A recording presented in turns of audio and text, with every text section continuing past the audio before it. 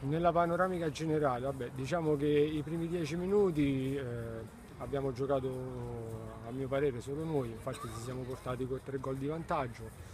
Poi dopo c'è stato come un blackout per 10 minuti, un quarto d'ora, e poi abbiamo ricompattato la squadra e alla fine abbiamo portato a casa i 3 punti con un bel risultato di 5 a 2.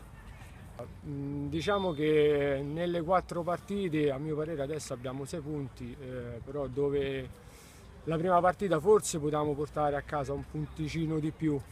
La seconda abbiamo avuto un blackout, colpa nostra, abbiamo perso i 3 punti e le altre due abbiamo riquadrato la squadra e abbiamo preso questi 6 punti in 2 partite.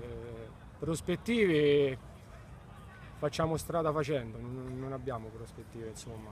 Comunque puntiamo ai piani alti della classifica, questo è sicuro.